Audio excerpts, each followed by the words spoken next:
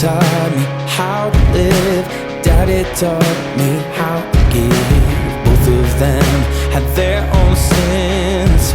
Down to the river, every man has felt the shame. All our blood, it runs the same. Father, hear us as we pray. Down to the river, down to the river. Sing, oh, oh, bury me, carry me, oh, oh, far beneath, oh, oh, fire and water me, going down deep, singing, oh, oh, bury me, carry me, oh, oh, far beneath, oh, oh, fire and water me, washing me clean, carry sea,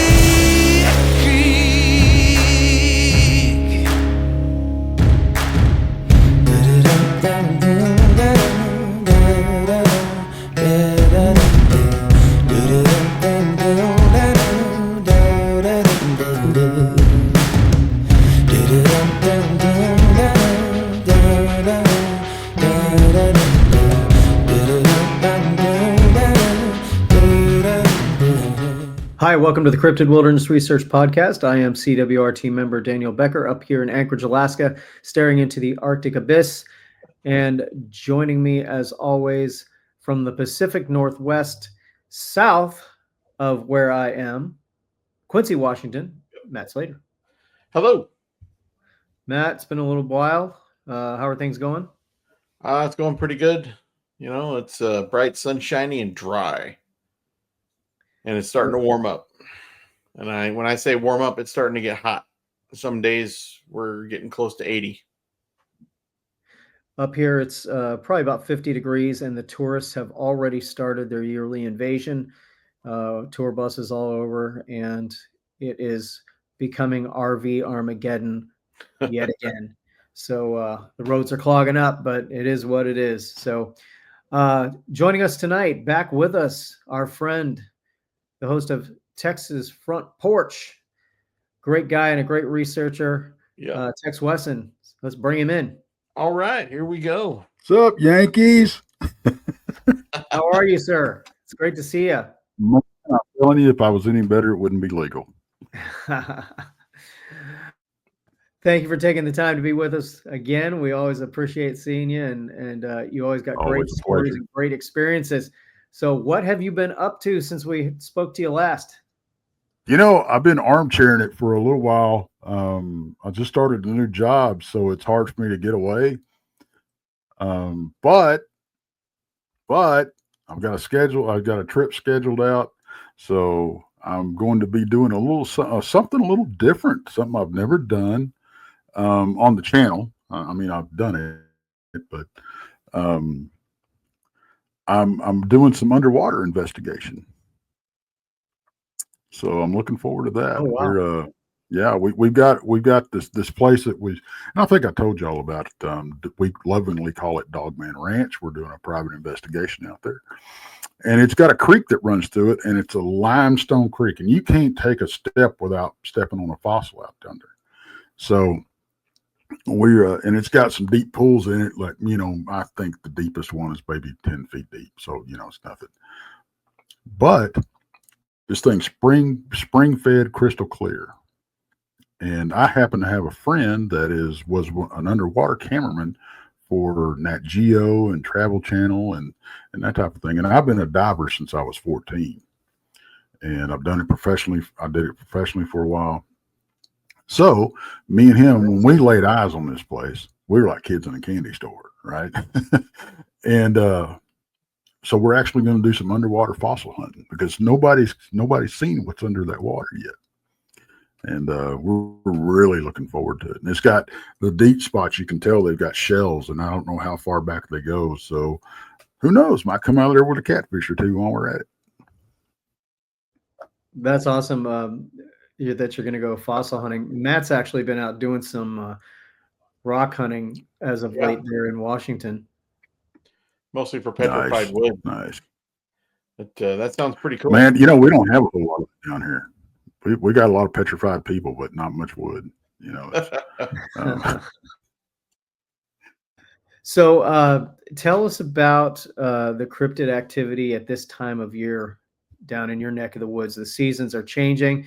You're getting some temperatures right now that normally don't happen until July, right? Yeah, we saw our first triple digit, 101, out here in Fort Worth, Dallas area, this last week, and it's muggy, man. We got storm, it's thundering outside right now, so, and it's just, oh, it's muggy, it's horrible, and but what I've seen down here, it don't matter what time of year it is. Now, don't get me wrong, it tends to amp up during the cooler months, but if it don't matter. It really don't.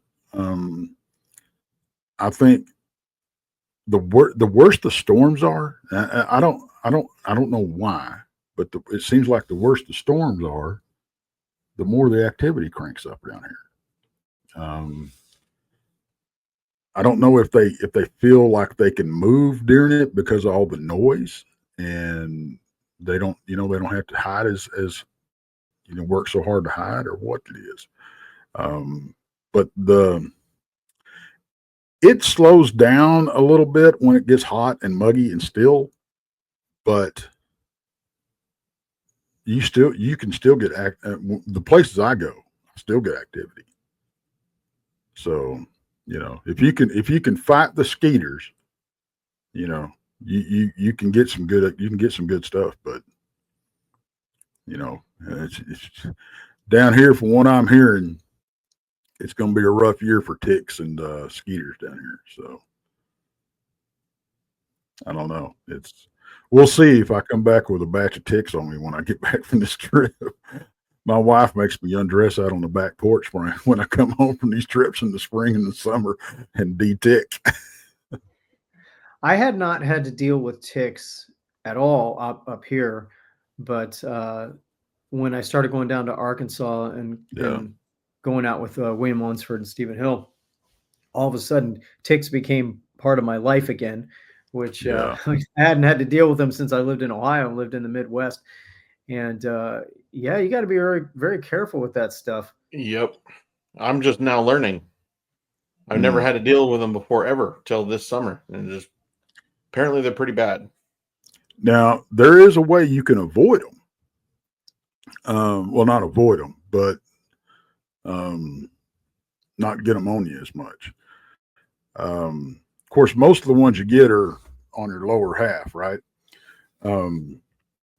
But if you can get you, I know some guys they won't do this no matter, they'd rather climb up a tree backwards than do this, but it's a little prevention that I don't mind doing, and that's wearing pantyhose.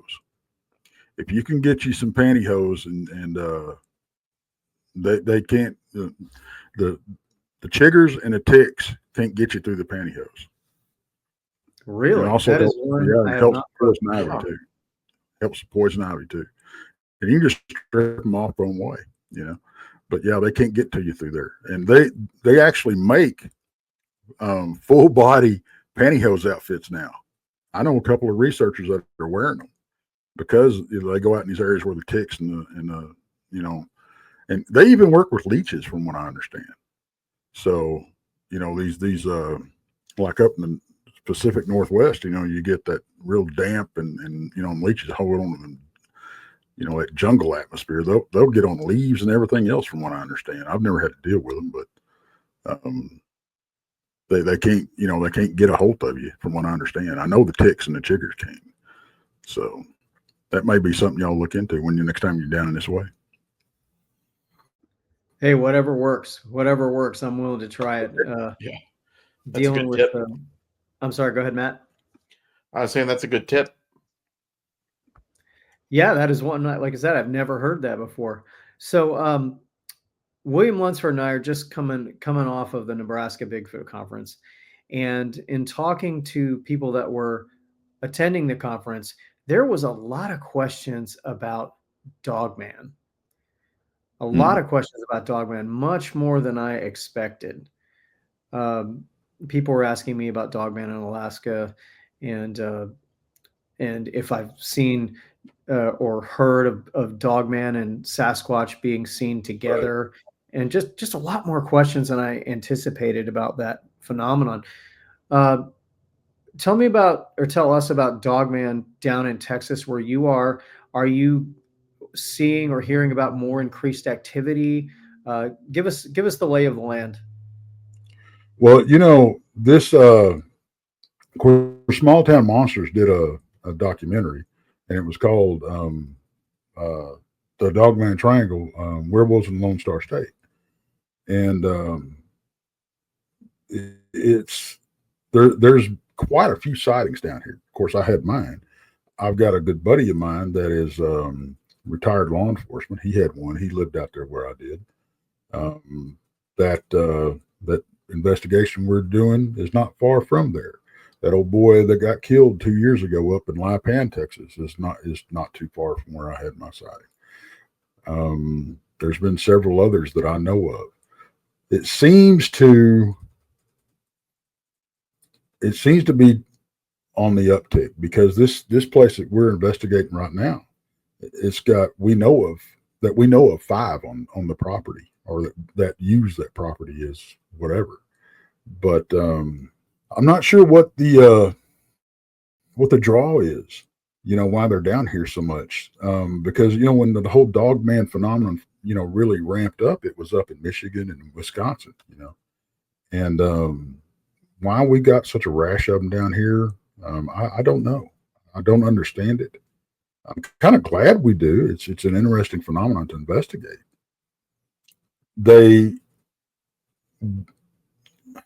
Normally they just mess with you. They just like to. It seems like they like to scare you for some reason. Not very often do you hear of an attack or much less a fatality. But I don't know if did I tell y'all about that one in Lipan, Texas, where that old boy got killed a couple years ago? I can't remember if I did or not. I don't think you did. You can actually look this up. It made the papers, and it was a strange deal because you know how we get all these reports and stuff, and we don't get very many nuggets of I think the truth is, I guess we could say, but this one, I think they slipped up. I would love to shake the hand of the reporter that got the story, because what happened was the old boy, he walked to work. He cut through the woods every day. That's what he did. Well, one day he didn't make it, and he didn't come home. Well, they found him, like I think a day or two later, and he was tossed over in the brush, and he had his throat ripped out from the front, and he's all scratched up on his chest. Well, they didn't have a coroner. From what I understand, they didn't have a coroner, so the justice of the peace came out to, say the cause of death. Him and a sheriff's officer went out there, and then also the game warden and their civilian tracker went out there. Now, when they got out there and they surveyed the scene, the sheriff's officer, the sheriff's deputy, and the justice of the peace said, "Oh, it's a big cat attack." Automatically, they just, it's a big cat attack. Don't get me wrong, we do have them in the area. They're rare, but we do have them in the area. The game warden and the tracker says no, that was not a cat attack.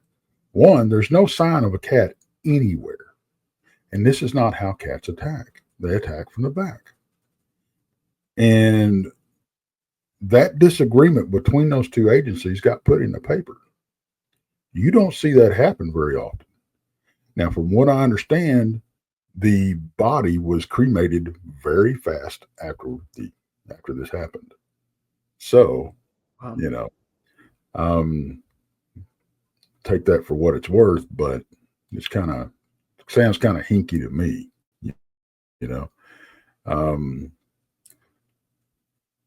Then that area, I talked to somebody that has explored that area, and not far from where this attack took place, there are caves, and we're working on getting access to the property to go explore these caves to see what we can find.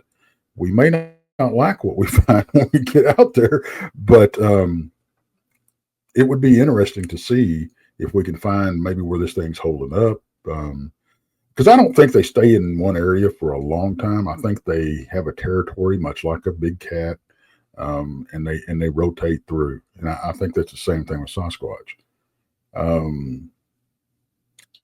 If they find a comfortable area, I think they will stake a claim there. I think this ranch that we're doing, it's 2,000 acres of private land that nobody lives on. It's nothing but cows and gas wells. So it's a perfect spot. Fresh water, plenty of game. You know, the place has got hogs all over it. It's got deer. It's got everything you want.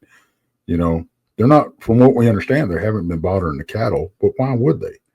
You know, if they've got all this other, you know, small game and stuff, they have been bothering the homeowners out there that surround the property. So there's that. But yeah, I'm not sure what the draw is to Texas. Maybe it's just because it's a temperate area and they don't have to do any drastic migration per se, you know. And we know we got plenty of wildlife. We're run with freaking hogs. And you know, there's no lack of fresh water out here because we got plenty of spring-fed creeks and everything else out here. So it's not like trying to get a drink out of the Red River, you know. But that may be the draw. And I mean, we got plenty of thick woods out here. You know, not a whole lot of you know, in Texas they say, you know, what we call a mountain is really just a hill, you know. But that may be it. It's just, you know, the weather and the amount of fresh water and plentiful game. I mean, those are the three things that, you know, something like that I think would look for, you know, no different than us really, or any other predator for that matter. Right. Absolutely. I agree 100%. Matt, have you heard of any Dogman reports up there in Washington State?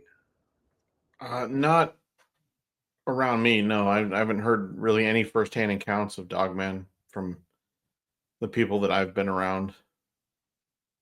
I've heard some vague stories of Sasquatch, of course, but nothing about Dogman. Right. So have you heard, Tex, have you heard reports of Sasquatch and Dogman being seen together down there? I've heard those reports from all over the country, and I have evidence of it personally, you know. But there's people that swear by it, and I can't call them a liar, you know. I mean, just because I haven't seen it doesn't mean it don't happen, right? I personally think that they do occupy the same areas, but they do establish territories. I think they tolerate each other because the last thing that a big predator wants to do is get in a fight. You know, they'll bluff their way out of everything they can, because it doesn't take a big injury to turn into something serious, you know. And that honestly, they don't want to expend the calories to fight, you know, if they can help it. And, you know, something that size, they have to have a lot of calories per day. You know, you're talking about 20,000 calories a day for something that size. So, which a lot of people going, oh, there's no way they can eat that much. Yeah, there is. Okay. If gorillas can do it, if elephants can do it, you know, I mean, yeah, these things they wouldn't be a problem. Because I think Dogman and Bigfoot alike are omnivores. You know, I get asked all the time, what does Bigfoot eat? I'll tell them the same answer, whatever the hell they want to eat, you know. One of the questions. I'm sorry, go ahead. No, go right ahead. So one of the questions I was asked in Nebraska in a conversation where we were talking about research that William Lunsford and I have done in Arkansas, and it was Stephen Hill. You know, that's snake country. And the question was posed to me, are Sasquatch immune to snake venom, and you are in snake country too, big time. So what is your response to a question like that? I think they may have, much like a dog, honestly, seldom, unless a dog gets a really good hit, a lot of dogs will recover from a snake bite. It depends on where the bite is, how big the bite is, and what I mean by that is how much venom they pump into it, because they do have control over it. And that's one of the misnomers. You get bit by a snake and you're a dead man. Not necessarily, because a lot of times a snake will dry bite you. Okay. They're just trying to get you away from them. That's all they're trying to do. They don't want to expel their venom, because that is their last ditch effort. Okay. And that's how they get their food, So a lot of times they'll hit you and it'll be a dry bite, or, what I call a light bite. So it's very feasible that these things do have at least some kind of immunity to it. I don't think, well, maybe immunity is the wrong word. Maybe it's tolerance. Okay. Maybe they have a higher tolerance to that venom. I don't, as intelligent, and especially if we're talking about Bigfoot, as intelligent as we give these critters for being, okay. And they've been around, us for eons. Okay. They've seen us deal with that. They've been dealing with it. For us not to think that they don't have some kind of rudimentary medical treatment of something. I mean, primitive humans found out you can chew willow bark and it's a pain reliever, right? So, there's, and making policies out of stuff, a lot of, tobacco's a natural. If you get a bee sting, you put some chewing tobacco on it, it'll draw that venom out. Same thing with a snake bite. It will, to some extent, draw the venom out. So there's, it's not out of the realm possibility at all that these, critters know how to treat themselves. Makes sense to me. I mean, they're not stupid. They've obviously learned from us.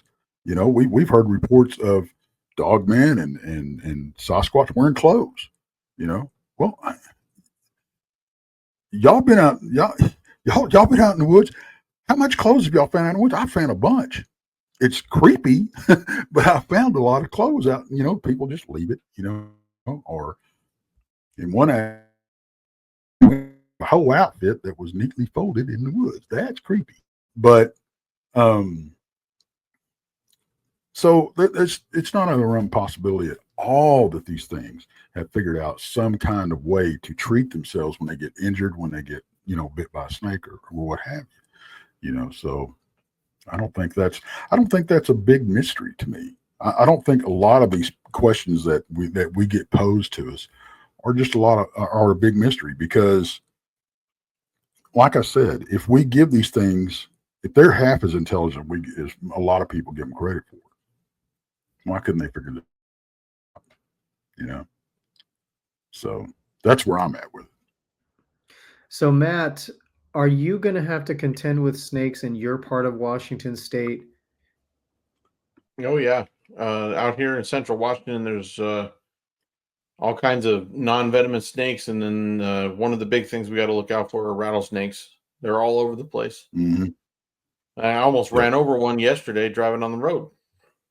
Oh wow! Yeah, we have. Yeah, we got 4 venomous snakes down. We've got cottonmouth. We got cottonmouth, whatever you call it. Several species of rattlesnake, copperheads, and the most venomous, but the most rare, is a coral snake. And what a lot of people, there's a thumb, because a coral snake and a king snake look a lot alike. The only difference is they're the same.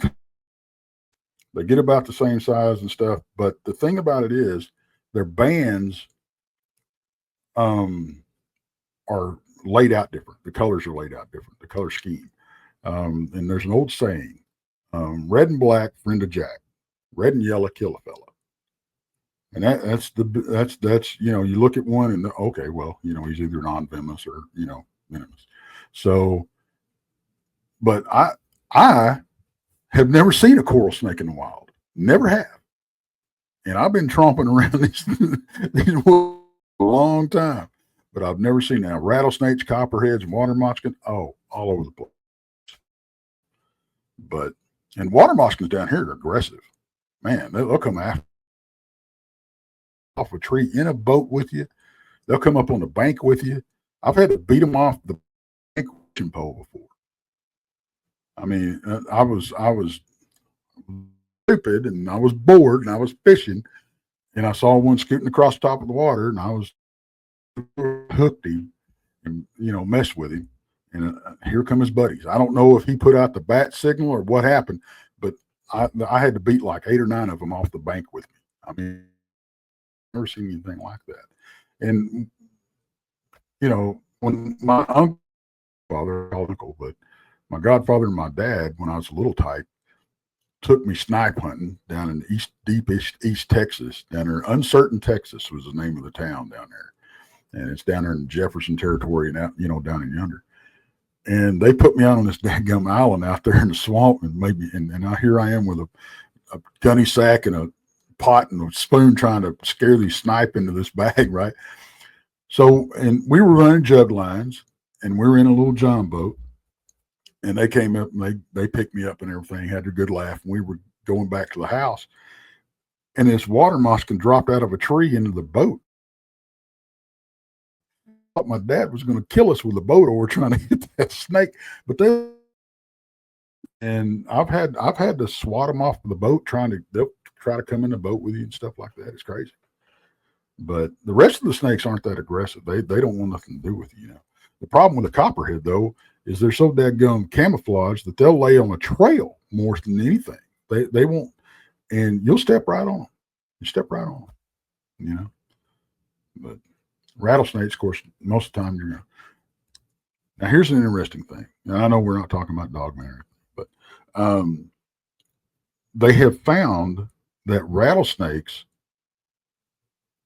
they're seeing bigger rattlesnakes with no rattle because they think that they're evolving because this is giving away their location to predators. I don't know. You know, so it's a pretty weird thing, but yeah, I read that a couple months ago. I'm like, oh, great. We're actually going to have a snake specialist on in about a month or so, and oh, nice. I think we'll add that into our list of questions that we ask. Another question that I was asked several times at the Nebraska Bigfoot Conference was, what kind of reputation does Bigfoot have in Alaska? And obviously up here, the reputation is more aggressive. So for those of our viewers who are not familiar with Bigfoot in the Lone Star State, what kind of reputation does Bigfoot have in Texas? You know, for the most part, they seem to be pretty laid back. They'll mess with you. They'll throw rocks, you know, little pebbles at you. They'll throw little pebbles at you. They'll come up and mess with your tents. They'll do that kind of stuff, which is phenomenal. I love when that happens. But for some reason, down in the Big Thicket area, down in, you know, kind of San Antonio, that area, they've got a reputation down there for being kind of waspy. And what I mean by that, they're temperamental. They seem to be a little bit, from the reports I've heard. Now, I haven't been down there. I want to get down there and do some research, but they have a reputation of being a little more ornery down there.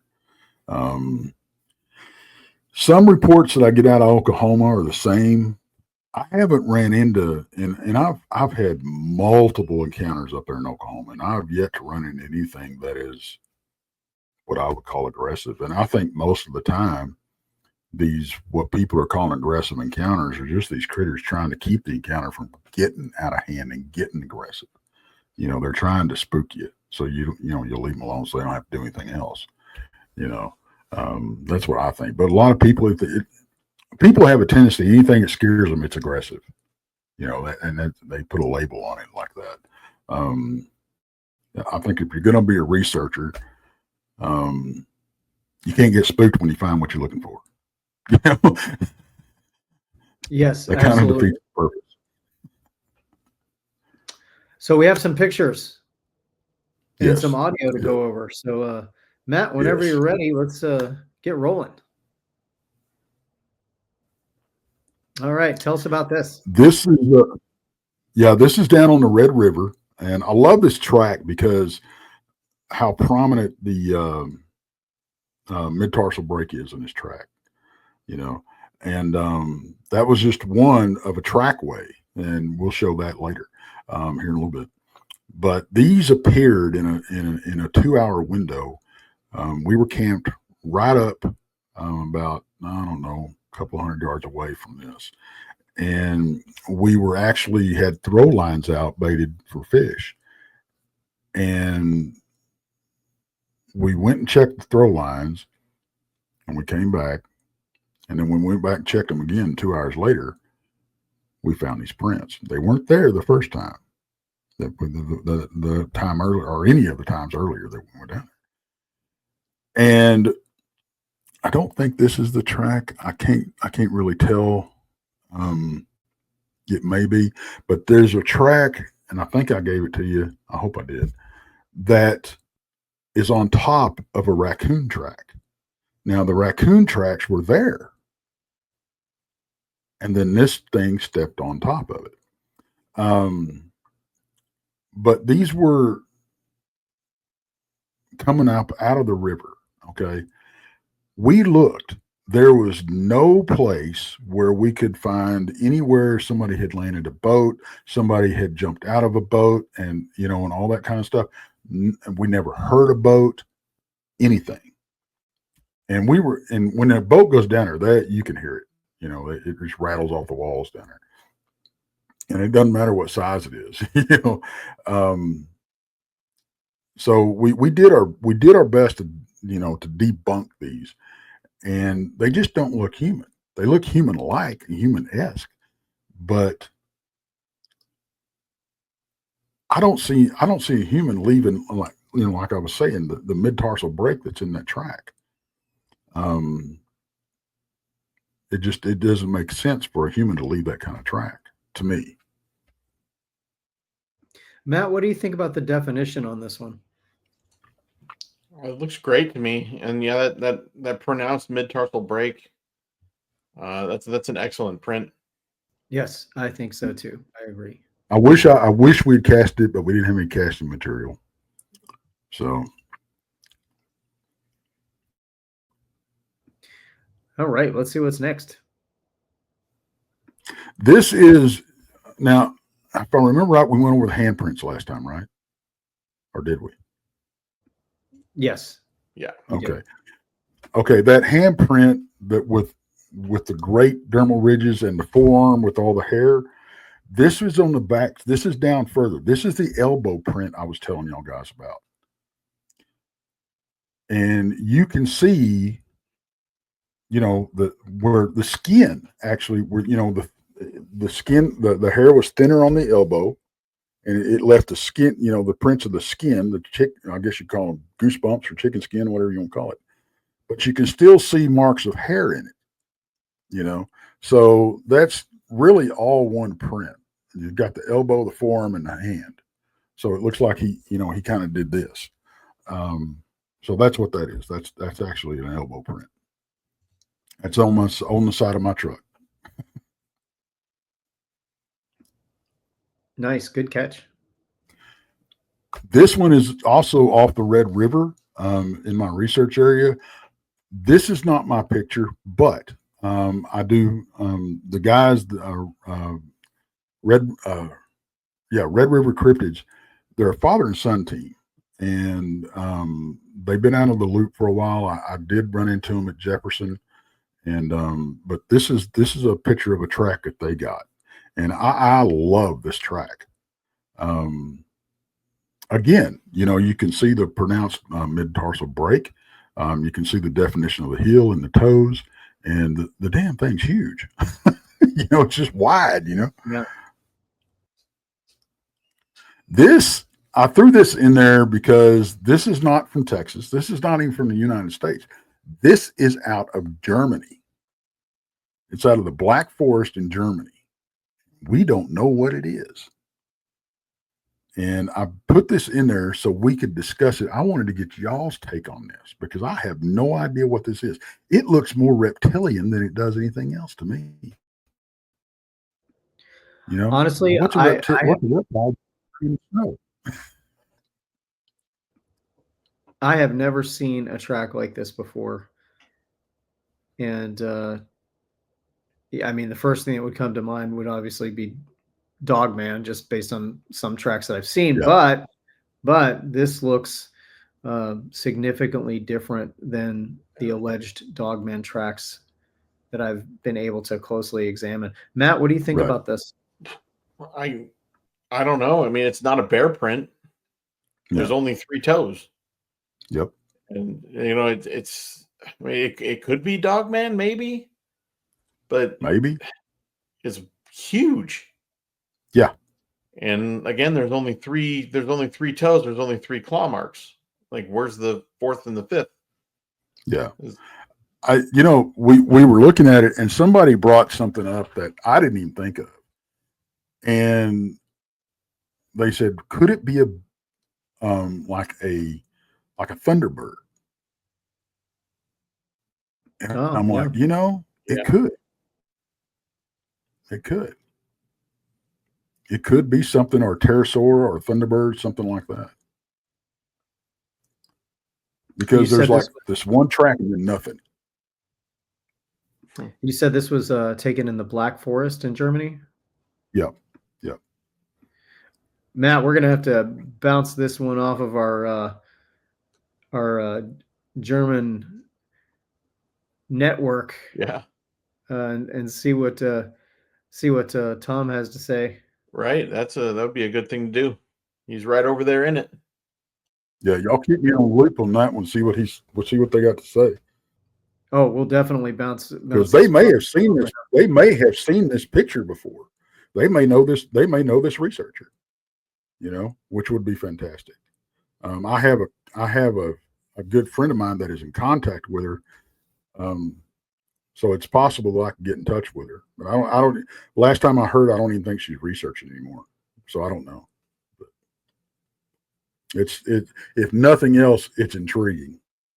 Yeah, it's very intriguing. Like I said, I've never seen a track like this before, so I'm certainly open to suggestion. This is this is part of the same trackway that other one was from, down on the river. Okay.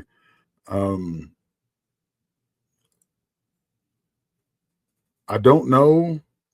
Now you can see under the water, right where that stick is laying across it, that it seems to have a little bit of mid-tarsal break on it.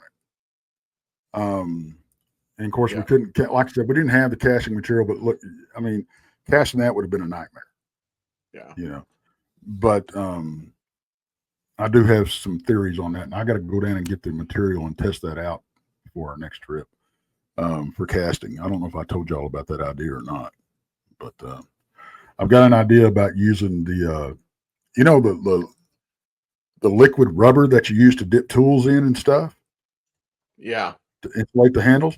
I'm thinking about trying to use that because my thought is that if you had a track like this, it would push the water out because it's oil based. Yeah. It would push the water out of the track. It's self-leveling, so it would capture the track, and it doesn't take as long to dry. Yeah. And when it does dry, it's pliable. You could roll it up, stick it in your backpack. You wouldn't have to worry about it breaking. So I'm going to do some experiments with it. I'll let y'all know if it works or not. Yeah, that's a really good idea. That track is very similar to one that William Lunsford found. And, is it really? Yeah, we'll have to send you that picture so you can take a look at it. Okay. This is the one. Yeah, great. I sent it to you. This and again, this is part of that same trackway. but you can see right to the right above the hill that raccoon track.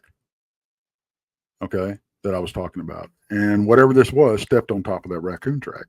So that's one way we were able to determine the time frame that they showed up. Again, this thing is great definition. It's the most human looking print out of all of them, I think. But it's I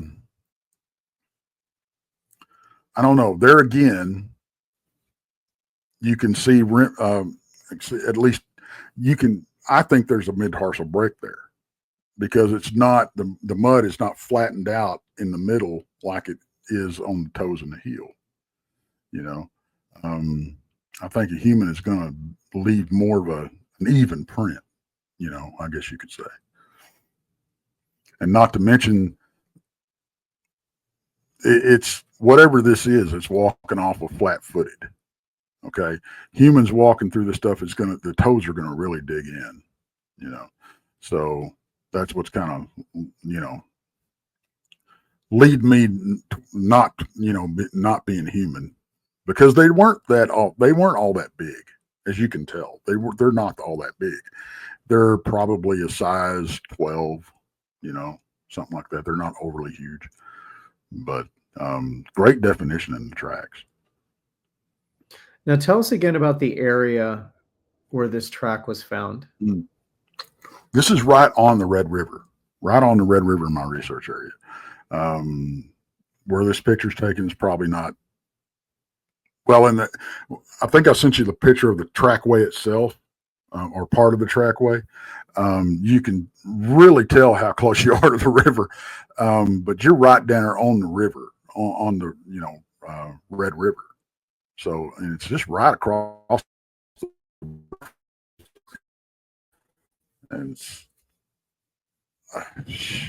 a mile away from a major highway, maybe. It's in a wildlife refuge. Yeah, that's a great track there, and I highly doubt someone's going to be out there hoaxing in the middle of snake country in that particular area. Right. I wouldn't think so. I wouldn't want to be walking around barefooted out there. No, definitely not. How about this one? Now, this is the track. This is the part of the trackway that I was talking about. And you can tell how close to the river you are because look how deep they are.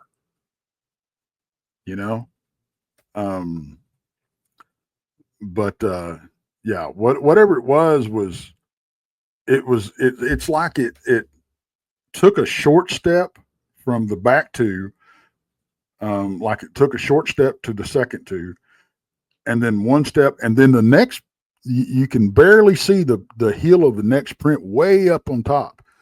And I think it maybe got a little shallower or it didn't, or a little firmer as it was going up this way. Because that's the only thing I can figure, because maybe it had to pull itself out of the mud. Maybe that's, why. Because once you sink that deep in the mud, there is some suction at play there. Now I know these creatures are strong, but physics are physics, folks. It's just how it works. You're going to have some suction, and it's not going to be easy to pull your feet out of that stuff. And not to mention, if you had somebody with shoes in this stuff, odds are you're going to see all kinds of prints because they're going to lose a shoe. And a lot of times humans walking through something like this, they'll fall. So, and there's none of that. None of that. Like I said, we walked up and down hundreds of yards of this river, and we could not find anywhere that a boat had come up, and like I said, we didn't hear a boat or anything. I don't know. It was weird. But.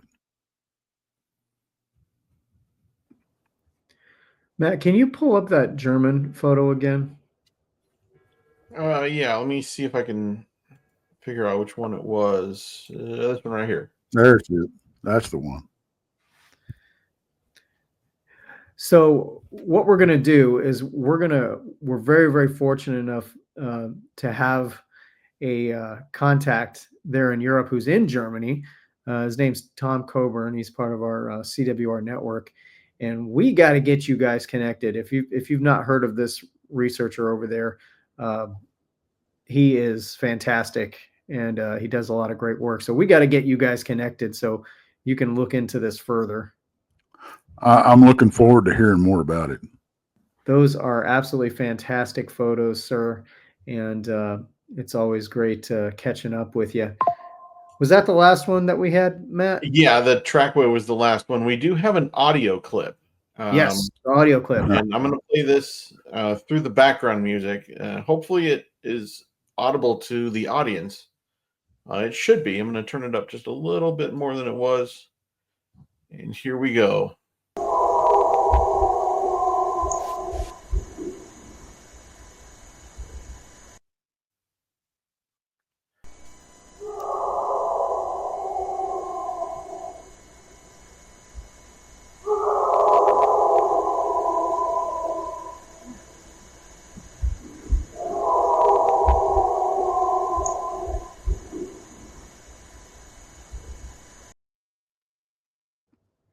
And that's the clip in its entirety. That came out of Southeast Oklahoma, off of one of my tracker's property. In fact, I'd love to get him on your show for you to interview. He has Bigfoot on his property. He has Bigfoot on his property. We lovingly call him Pops because we become so damn close that, you know, it's just, he goes out in the field with us every chance he gets. His health's been on a little rough here lately. He hadn't been able to go out with us. Hopefully he's going to make this next trip. But that came off of his property. Now we did some analyzing of it, and from what we can tell, the howl is coming from about 500 yards away or something like that. But the thing about it is, if you listen to that, listen between the howls, you hear grunts, and they're right next to the mic. So we don't know. Now he says this is a Bigfoot. I don't know.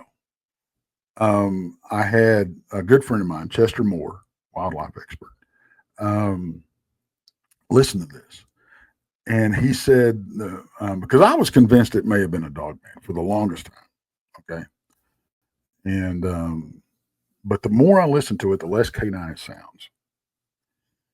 And after talking to Chester and letting him listen to it, he said that the closest thing, he said, it's not like one, but the closest thing that he's heard as far as normal animals would be a howler monkey to this. Really? He said, but it's not. It's deeper. It's more. There's more volume. There's more volume to it. It'll knock you down almost, you know. And but the what really fascinates me is the growls and the grunts between the howls, because to me, something's not happy. Okay. And I don't know if it's, now Pops is convinced that, and I can't say he's not right, but he's convinced that it's the big alpha male hollering at one of the youngsters. But, and it may be, it very well may be, you know, I don't know, but I know that this is one of the best pieces of audio I've ever heard. And it's funny because I'll play it every once in a while on the channel. And when I haven't played it in a while, or somebody gets on there and they want to hear it, and I'll play it. And everybody in the chat goes, "Well, you just sent my dogs off again." You know, for some reason, it tends to rattle dogs. I know whenever mine's in here and I'll play it, and he'll go, you know, like, what in the hell is that? You know, it's all about connections, and when you have great connections, especially with landowners that have Sasquatch on their property, Mhm. and you have the privilege of doing research on private land, that's a gold mine for Oh, I us know. cryptid researchers. Yeah, I'm very blessed and to be able to have that opportunity, and I actually met the people that I'm doing this private investigation for. Um, I actually met them at a Dogman conference here in Fort Worth. They came to Oh, okay. me. Yeah, they were they were looking for somebody for some help because they didn't know, they were at their wits end. They didn't know what to do, and because these things were tapping on their windows at night and stuff. I mean, it was bad, and so they I guess they asked around. I don't know, but somebody sent them my way. And the problem they were having, they'd had other researchers on the place before, but they got scared and said they wouldn't come back. um, but we've been out there maybe a half a dozen times and spent multiple nights out there. We spent 3 or 4 nights out there. I mean, we've had weird stuff happen. We've ran into stuff, but we've never had anything that is going to scare us away. I think I may have mentioned it last time. That's where I had my first crawler experience. And, I'm looking forward to this next trip. I'm going back out there. I'm going to camp alone in that place where I had that sighting. So we're going to see what Oh, happens there. nice. Nice. You're gonna, as we say, you're gonna Les Stroud it. Yeah. Yeah.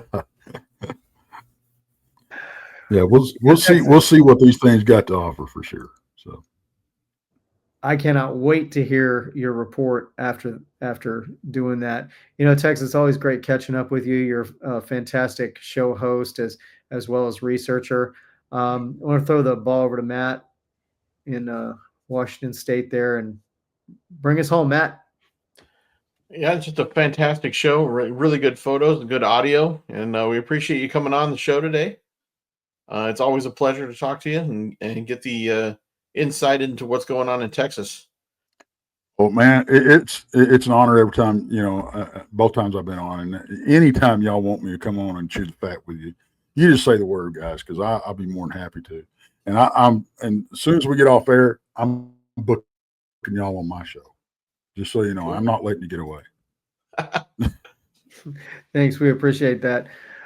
Tex Wesson, host of Texas Front Porch down in the Lone Star State. Thank you so much for being with us again and sharing your experiences and your thoughts and analysis. And we so look forward to having you on again and hearing about your upcoming stuff that you got going on. So for myself, Daniel Becker up here in Alaska, for my friend and fellow host, Matt Slater in Quincy, Washington. Thank you so much for being with us, and we will see you next time.